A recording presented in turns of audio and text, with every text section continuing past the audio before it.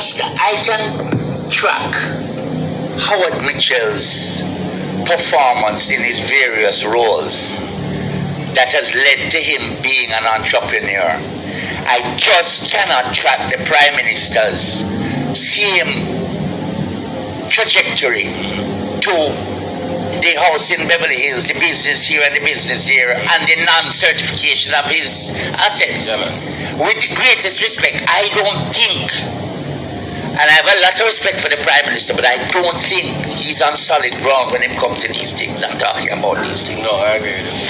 Anyway, in 1990s, you talk about FINSAC, etc., etc. All right, so one thing is that they should do.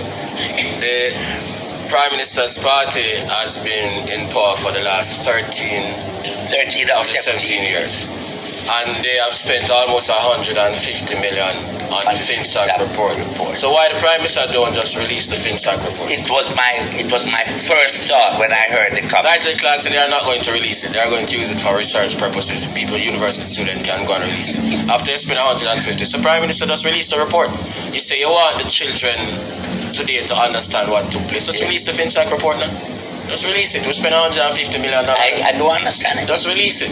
One of the loudest voices for the FINSAC report was Audley Shaw. Precisely. Why don't you just release it? Just release it. Why you think they can't release it? Just release it, Prime Minister.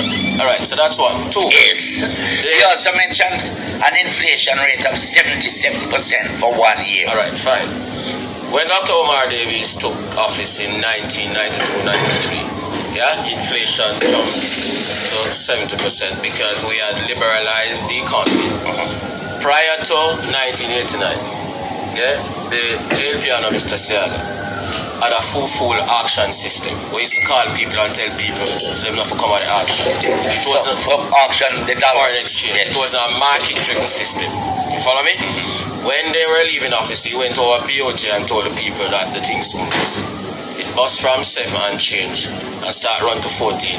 And then Michael and PJ said us liberalize the thing with the advice of the private sector.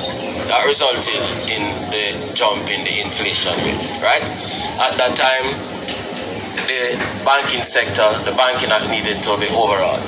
There was no Financial Services Commission, to regulate the non-deposit taking financial sector. There was no deposit insurance, right?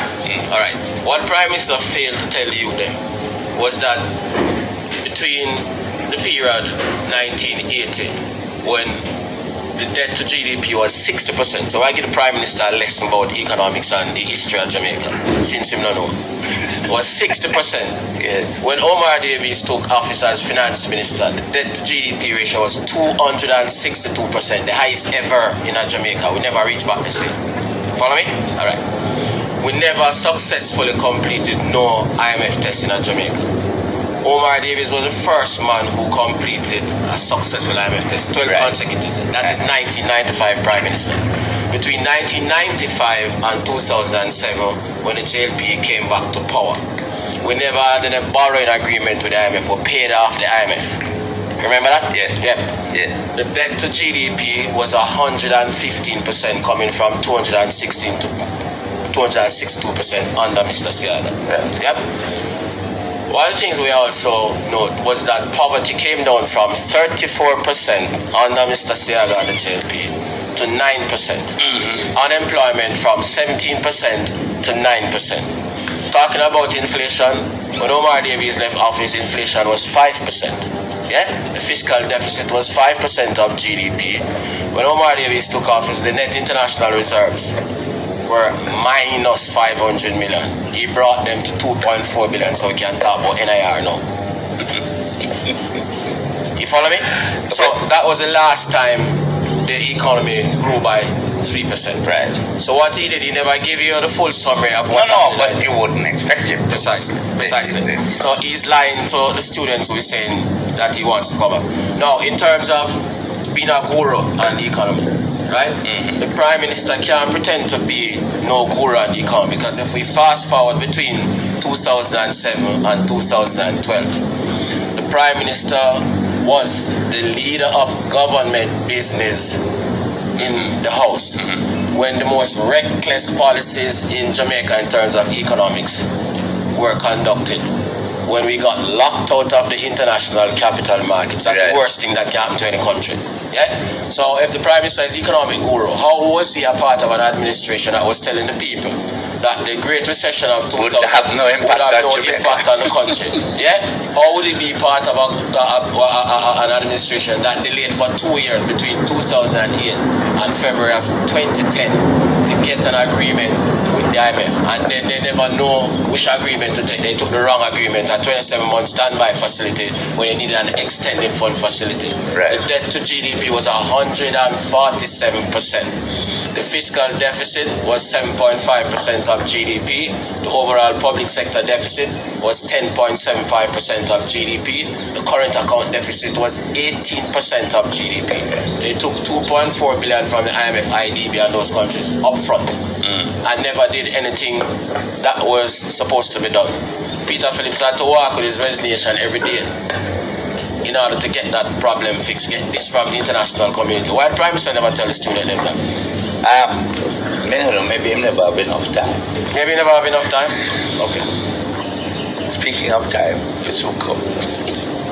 You're listening to Power 106 FM. The time is now 11:15. The positive and I know good will conquer evil. Living in the positive, Fast forward back to, again, the FINSAC wasn't a crisis. FINSAC was a solution that was created to deal with the crisis. Right. The first man to head FINSAC was Dr. Gladstone Bonny. Right. Then when he left, Patrick Hilton took over. Okay. Yeah. What caused FINSAC the breakdown in the financial sector? First, it was Blaze Trust and Merchant Bank. Right. Then in July of 1996, it was Century National Bank. Yeah. Workers' Bank. Yeah. Persons who were closely associated with the Prime Minister said they borrowed money from Century National Bank and forget to pay it back. That was a part of the financial sector crisis. Forgot to pay it back. Forgot to pay it back. Prime Minister forgot that. Just release the FINSAC report. It's a simple thing. Simple.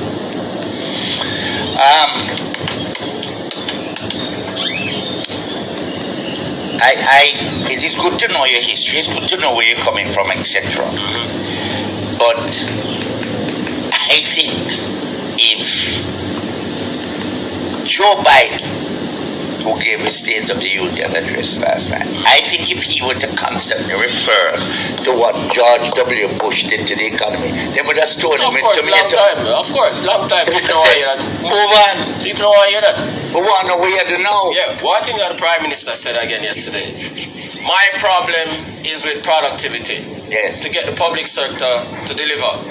But you paid out 200 billion between 2021 and 2022 and told us that you'd get more efficiency and more productivity. Yeah. So how that is a problem now? Why you pay out the money without the productivity? And you say you're an economic guru. Yeah. One basic thing an economic guru must know is that wages must be determined by the marginal productivity of the labour concern. All right. So clearly Prime Minister as an economic guru never read J.B. Clark.